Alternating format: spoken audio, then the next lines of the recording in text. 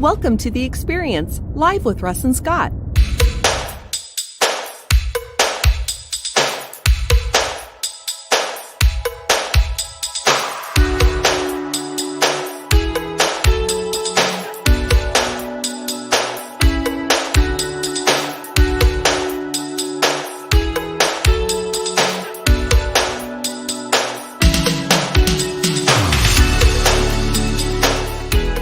Join us every Wednesday at 7 a.m. Pacific Daylight Time on LinkedIn, YouTube, and Facebook. Special thank you to our sponsors of The Experience Live with Russ and Scott, the Gillette Home team of Keller Williams in Lebanon, Oregon. For more information, go to teamgillette.com. And the Aging Better Network with Christine Smith. For more information, go to agingbetternetwork.com.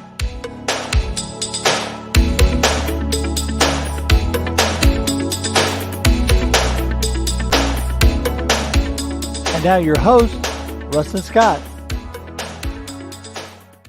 There we are. I introduced us, and we are ready to go. And here's your host, us. I love that. That's right. Well, you got to change things up and make them fun, right? Well, good morning, Russ. Good to be back in Independence, just a few miles from where you are.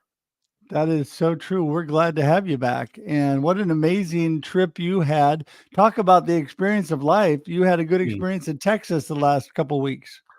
Yeah, we saw a bunch of Texas, Dallas, Waco, Austin, Corpus Christi, Houston, and San Antonio. And last week, of course, doing the tea break from where were we? In San Antonio. And then broadcasting the experience and the experience local from various locations across Texas. So I forget. Yeah, that was amazing that you got the experience local in, and you did that right as the eclipse was happening. And that was a lot of fun. So grateful that, we have technology and we can have amazing backgrounds, even eclipses. Yeah, that was fun. I was in Waco in the hotel lobby and got everything set up, and it just worked out great. Just a lot of fun. I like doing the remote stuff, but I'll tell you, it's just comfortable to be home with my own desk and chair and surroundings. It feels comfortable. Oh, I hear you. Well, because it's kind of all good to go. You have a lot less worry about setting things up and making sure things are going to work good when you're in your own surroundings. So, well, that's great. Yeah, we were gone for just over 2 weeks, and I did put a post out about this on LinkedIn, and this is one of the things, Russ, that you and I talk about a lot is how can you survive being gone that long, or when things change around you, and it's habits, routines, and rituals. And so I started my day the same way I would if I was home. I get up and make coffee, read the Bible, do some journaling, kind of look at the calendar for the day, just really get some things set. And I know you have a set routine, and that's part of what makes life flow well for you. Oh, my goodness, for sure. I mean, you and I are on the same path because you have helped form half my life, Scott. So there you go. I am blessed to have you in my life. Yes, every morning I do have a very set routine and great morning habits. There's some things that we do really well that we need to tell ourselves, hey, you do that really well. And you know what? I can tell myself my morning, I do it really well. I'm very organized. I can actually, because I get up early, I can actually live about 2 or 3 days in the first 4 hours of the day because I'm so productive. But yes, I definitely do that. And, that helped me through COVID, Scott. Being able to have that same routine and do things.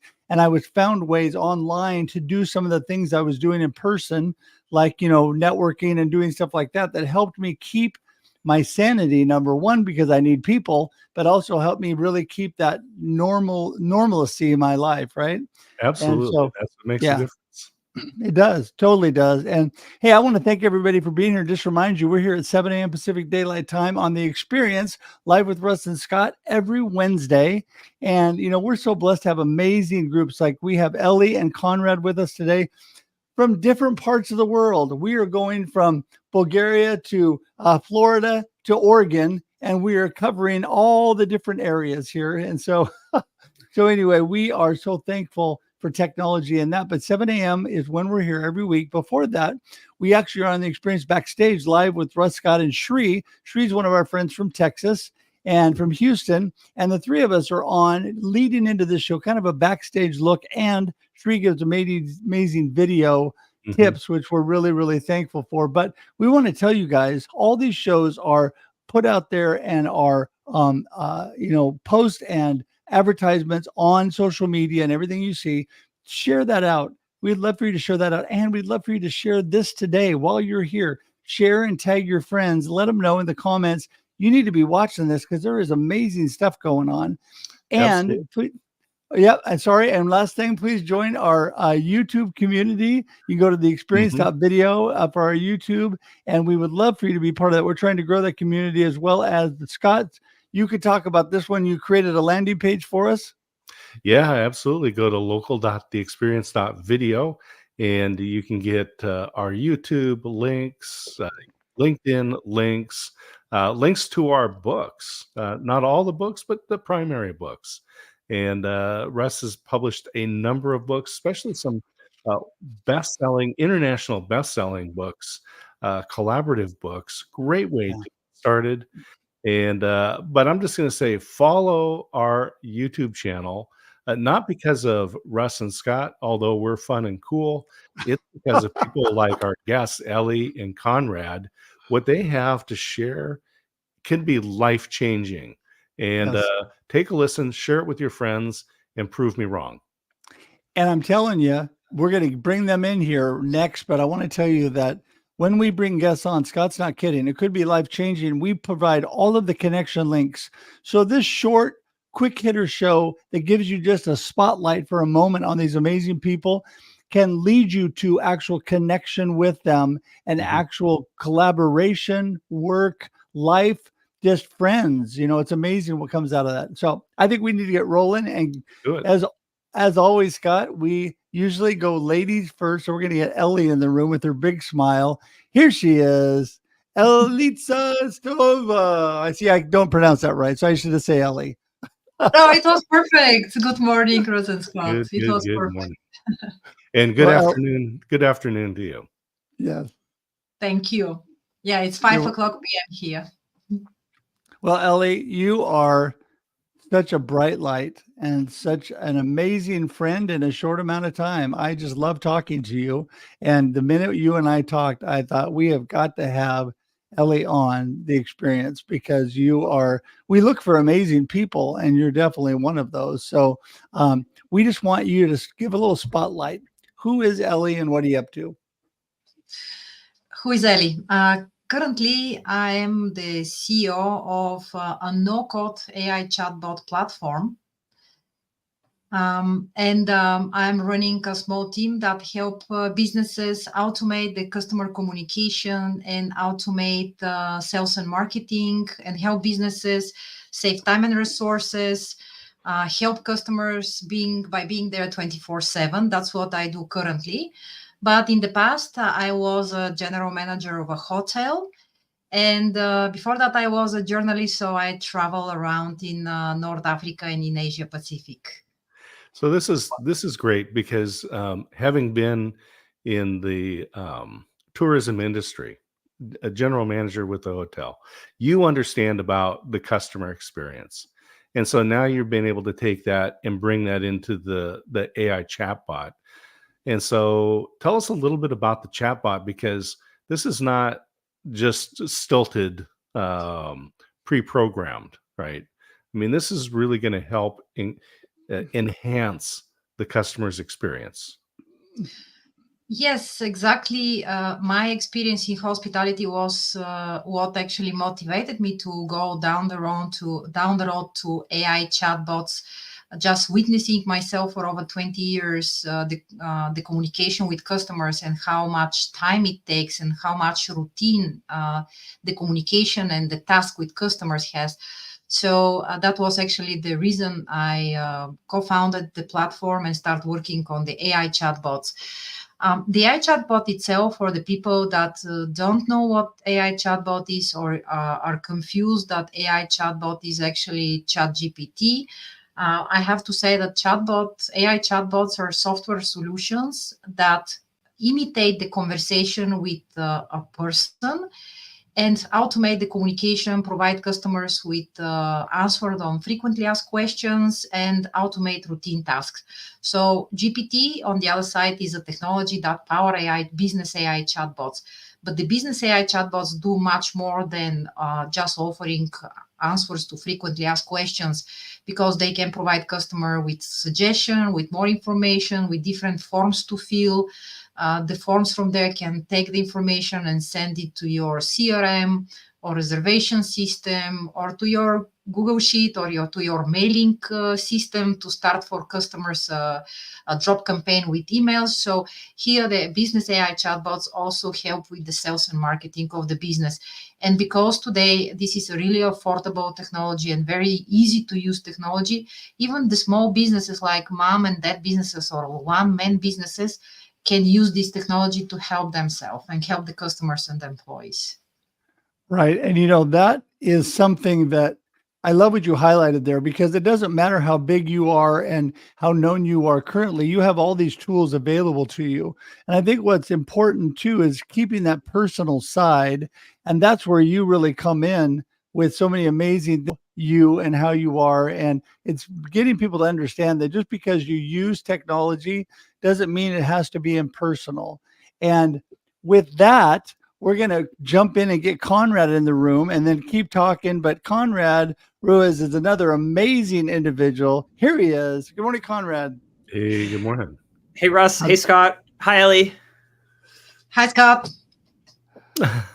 So, I want you to let everybody know, Conrad, a little bit about you, because you and I have been able to chat and I've been able to learn so much, and you're doing amazing things. Give everybody a little highlight. Who is Conrad? What are you up to? Grateful to be here, Russ. Thank you. My name is Conrad Ruiz. I am the founder of Well Aware. Well Aware is a time management agency. I've been helping incredibly busy business owners buy back their time. I do it namely in three ways. One is I look at providing virtual assistants. I have a team that I have vetted and qualified and worked with that I bring on a fractional basis to just help take care of things that people simply don't have the time to do, or don't find it's within their space of energy or not within their space of skill. Beyond that, I love looking at the broader operational sense of how business is running. And I really love to fine tune where I think there could be an efficiency opportunity, where I think certain things could be removed from the business. They don't have to be performed because they're not necessarily producing the value that we might think they initially wanted to bring on. I sort of bring in that consultative perspective to time and operations management alongside my VAs. And then last but not least, whatever my team and I discover that we've seen that's really rote, that kind of operates within this sort of general scheme, like we've seen this over and over again, and we know that this task can be automated, then we'll make the pitch. We'll say, hey, can we automate this particular solution for you? We think it's going to be a lot more cost effective, and we think it's going to save a lot more time in the long run. That's Well Aware. Yeah, Conrad, I love this because I often joke and say time and money, right? We have too much of both. And we can generate more money, but we cannot generate more time. So what are some key things that people might ask themselves or ask you to help just kind of manage this time? I think you have to look at yourself from a third person perspective. And I think you have to draw on this sense of self-awareness, but from a distance. To get a little bit more pragmatic, I mean, you could look into every single little operation that you take, from the way you address your inbox, the way you had to handle your calendar, the way you perform various operations within marketing, sales, service fulfillment, finances, invoice operations, other types of administrative work. You have to imagine a world in which every single component of your business can be done by somebody else if they just knew what you knew. Now, the question is, how much do you need to know about yourself in order to get this job done? Because if the answer is very little, then that's the opportunity cost. That's the transition time between you having this operation in your responsibility, in your timeline, in your wheelhouse, versus someone else. Right. Well, see, I love people like you that are able to simplify things for people too, break it down and help them move in the right direction. And I think a lot of that, Ellie, comes about when you have technology to utilize along with that, right? Yes, absolutely. Yeah. Talk a little bit about that. Go ahead.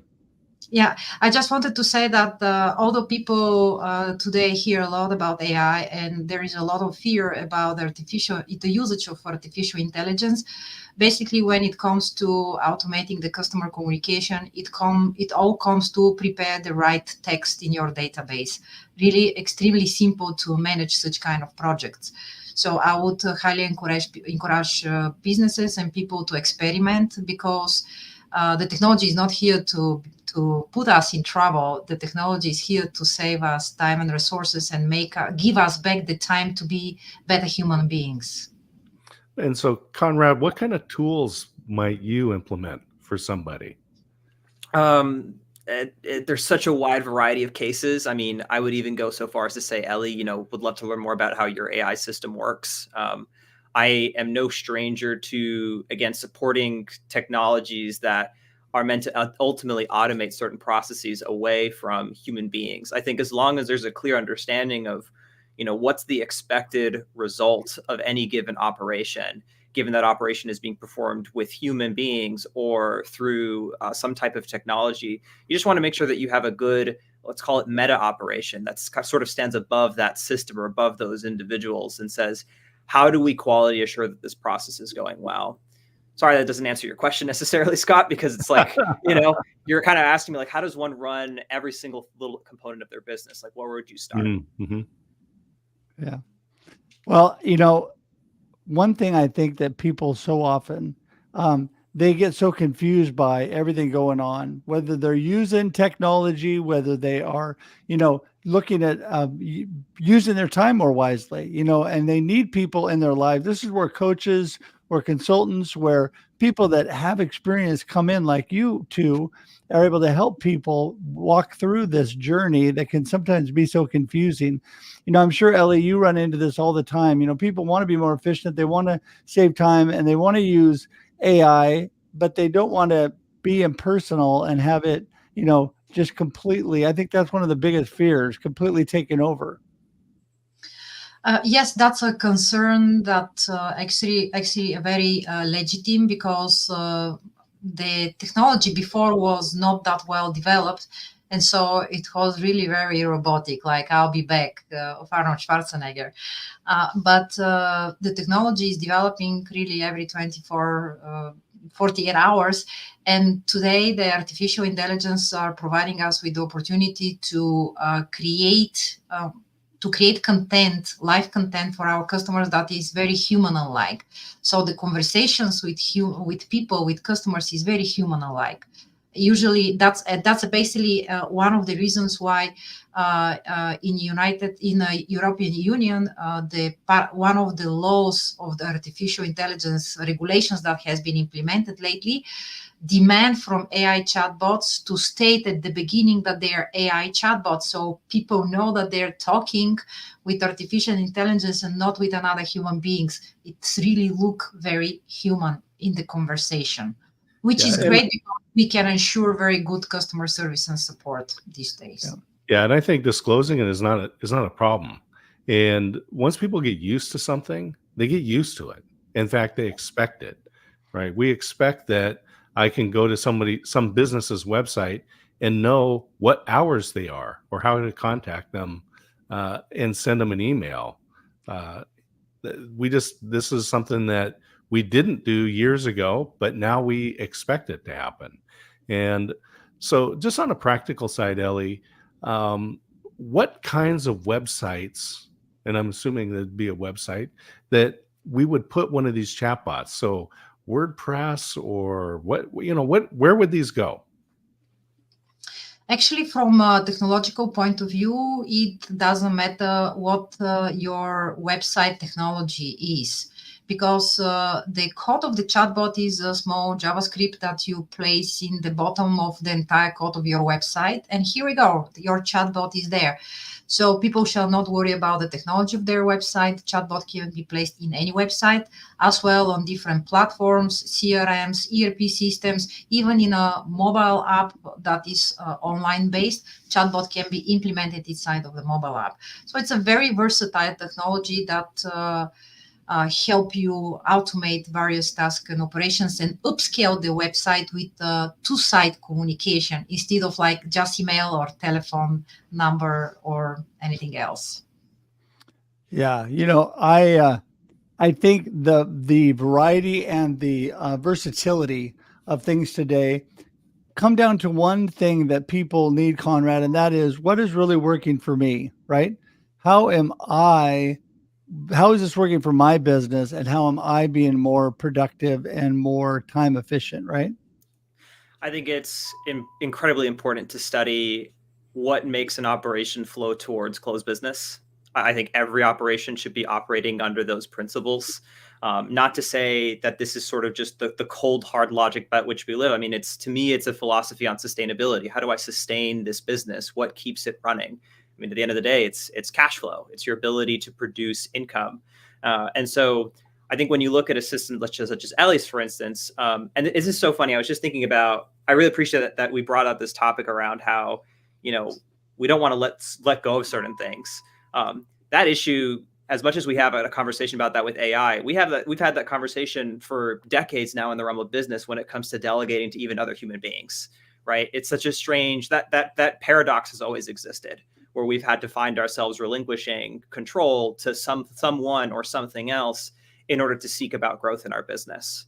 But needless to say, I think part of what makes that control, like what part of makes the peace of mind behind relinquishing that control is understanding what this system is doing and how it works.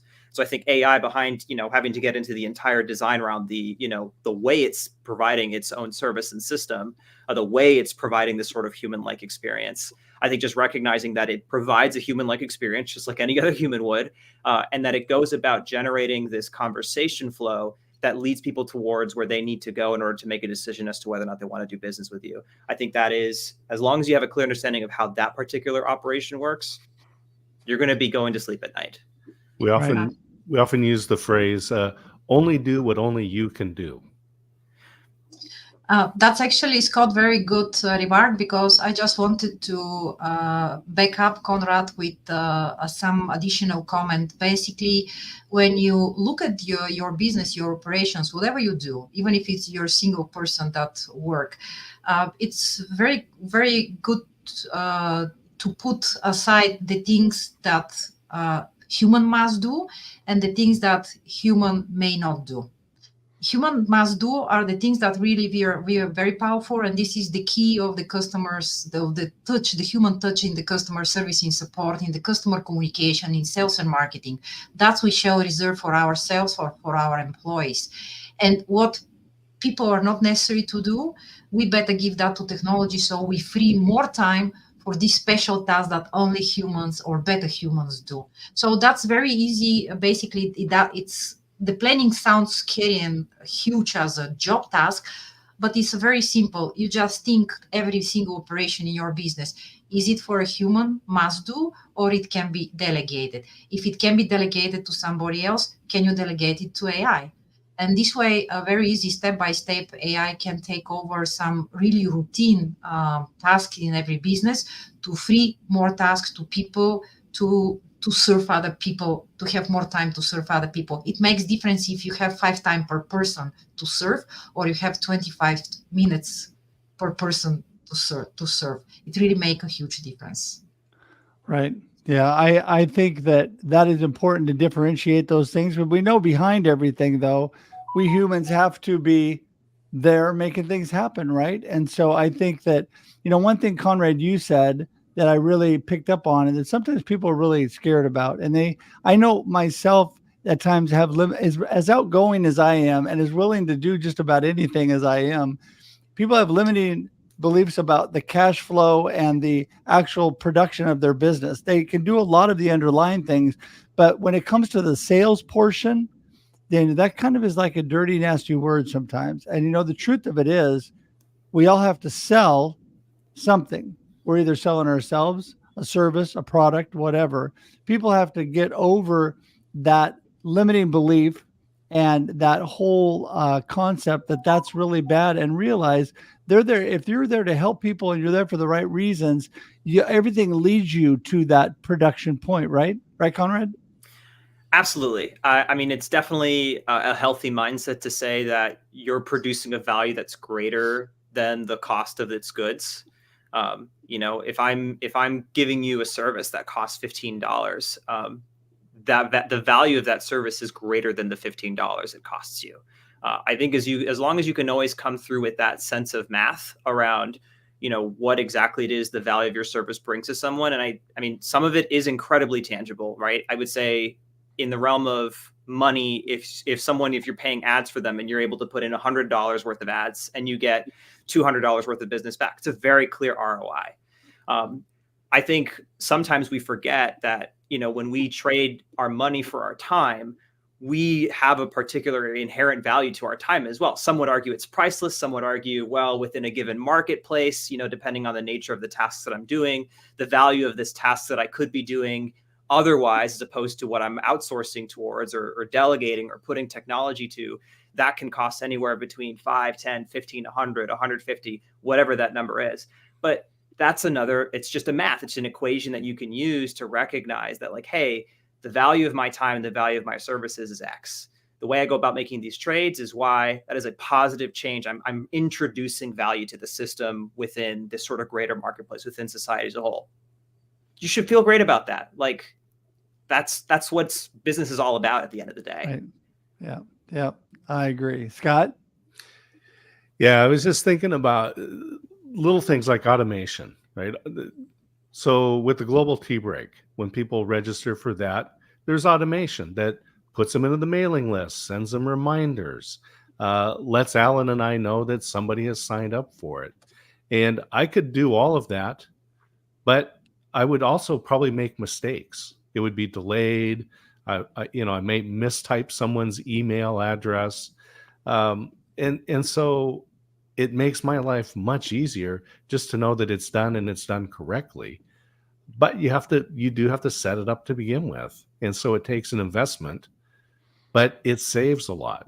And Conrad, this is what I see you're saying is that we have pain. We want to solve that pain. And then I make a trade-off. Am I going to live with the pain, or am I going to pay either time or money to find a solution for that? Right. Yeah.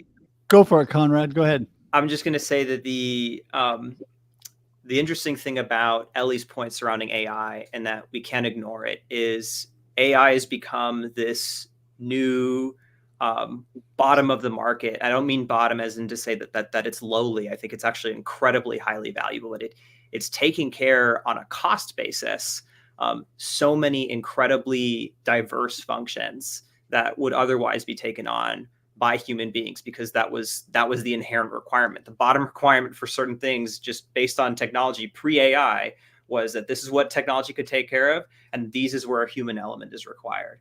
We've now fundamentally shifted on that thought process, and the cost associated with going through an AI system as opposed through a human-based system is astronomically different. Like, just it proportionally, it's insane.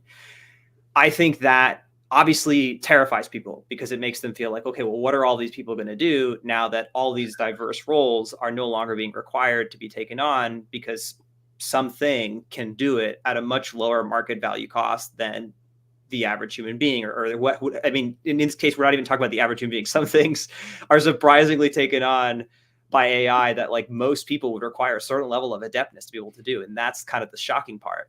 But that being said, we've been in this game before. I know it's a little bit more exponential in growth, and it's only going to get, even more crazy, but look at the general trend and just run with the market, figure out how you're going to work with this. I was just thinking about, just a real simple example was when heavy equipment comes in, right? So a track hoe, go out and build and dig a trench. And you could say, well, look at, you're putting all these people out of work with shovels. But you go, is really digging a big trench with a shovel, is that really a great job for somebody? Right. Maybe we can give them something better to do. And Well, and and I I'm think the same thing with AI and all these other tools that are out there. Yeah, I'm going to jump in on that and say you're always, of course, full of wisdom and 100% right, Scott. But being the responsible host, I need to let Somebody's got to everybody do it. know that, yeah, we're already over time. So it's time to wrap up for today. And we're going to let each of you, Ellie and Conrad, give your last little bit of wisdom, your gold nugget of the day. Let everybody know how they get in touch with you. And Ellie, we're going to start with you first. Oh, okay. Yes. In the announcement of the event, there are all my contacts, and everybody is welcome to contact me and take the conversation further, or I can consult that person for their own business for the usage of AI chatbots. But what I want to say is that look deep inside of you if you think the new technologies are not for you, and ask yourself why. And if you discover that why is equal to fear from technology, forget about that and go forward. This is something that we learn. Nobody was born knowing all the technology. 20 years ago, we didn't use smartphones. 30 years ago, I was using typing machine to write my articles. We learn on the go, learning while we are alive, it becoming a nature of our life and our being. So don't be afraid of technology. Go forward and use it as much as possible to make your life much easier and more happier. Perfect. Perfect. Do you want to give everybody those couple connection points, how they get in touch with you? Yes, they can find me on LinkedIn. And from there, they also can, or they can email me. The email is right now in the chat, or they can go to our website at umni.bg.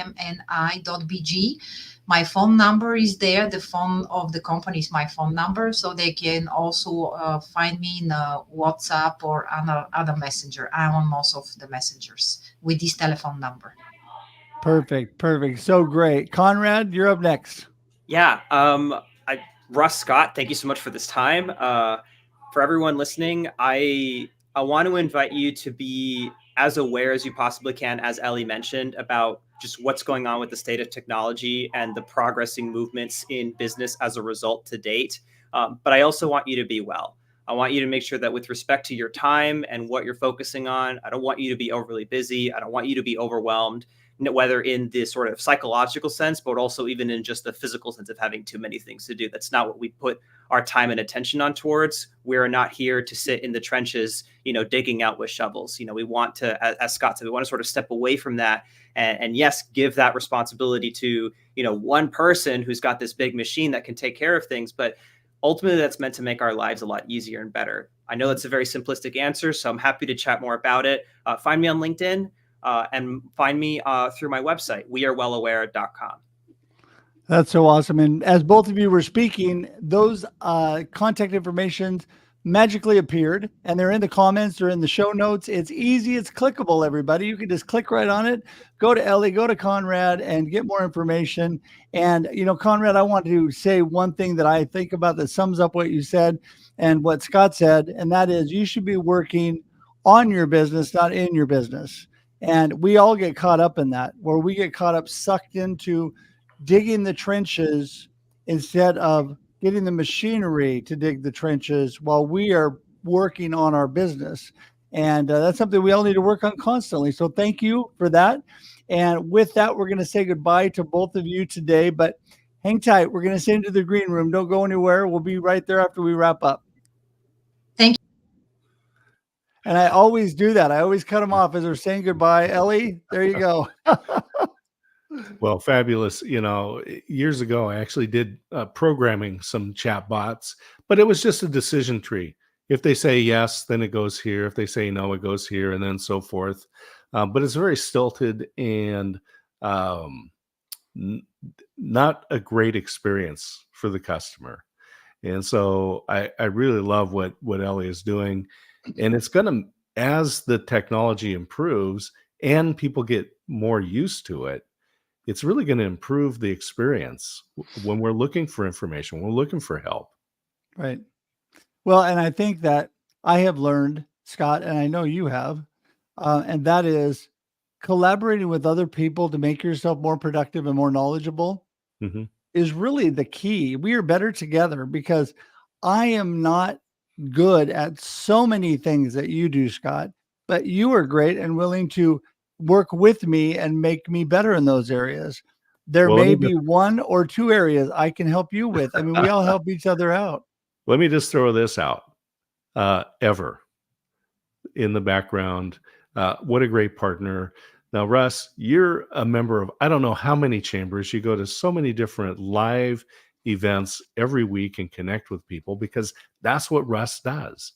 But making the graphics and doing the postings, although you could do it, Ever does it better. Oh my goodness. Yes, let me say ching ching exactly. And she is an amazing teammate. In fact, it allows me to do what you said, to do the things that I do well. Getting Mhm. with people, connecting and building community, doing all those things are things that I do amazingly well. And that's not to pat myself on the back. That's what God gifted me to do. And it's all, I give all the glory to God for that. But that is what God gifted me to do. And that's what I should be doing. That is my passion, my purpose. Mhm. Wherever in the background, who is like a sister to me, who is an amazing person and Mhm. who is also amazingly good at what she does, Yep. takes care of all those details for you and I, Scott. And I'm so thankful for that. It was probably one of the best connections and community that I ever made was with her. And I'm so thankful for that. So that just is going to say to everybody, listen to what Scott says. Get people that are better at things than you are and make those things happen. And with that, I want to remind you that we're here at 7 a.m. Pacific Daylight Time every week on The Experience Live with Russ and Scott. And this is just a half-hour show unless we decide to talk 6 or 7 minutes longer. And then give or take. And we have found with our new show, The Experience Local, which is every Monday at 9 a.m. Pacific Daylight Time and broadcast on radio at 6 p.m. Mondays. We have to be exact on that because radio is a little more precise. But this show, we have a little bit of leeway, so it's all good. So, Scott, any last quotes or last moments of wisdom before we go? We're getting a shout out, a request for Kermie. Oh, I know. Well, because you know what? If you want to be happy, all you have to do is bring Kermie in the room because there you go. That's perfect. Oh, Well, always great to hang out with you, Russ. Just you're a great friend and a good brother, and I just appreciate all those little text messages and reminders that you're praying. And I know many other people get that benefit from you as well. Well, and let me tell all of you as we get ready to go out for today, we'll be here next Wednesday, 7 a.m. Pacific Daylight Time, and on the Experience Backstage, 6:30 a.m. Pacific Daylight Time on Instagram only, and every week. And you know what? Scott and I are always here. RussHedge.com. If you know our names, RussHedge.com and DScottSmith.com, you can find us. We are always here to add value to you. We're always here to consult and work with you. We're always here to collaborate with you. Just reach out because everything is worth a good conversation. And with that, we're going to say goodbye for this week. Thanks for being here. We'll see you next week. Until then, have a wonderful life and enjoy the experience. Woohoo! Thanks for tuning in to The Experience Live with Russ and Scott. If you enjoyed today's show, please share it with others, post about it on social media, or subscribe on YouTube. See you next time.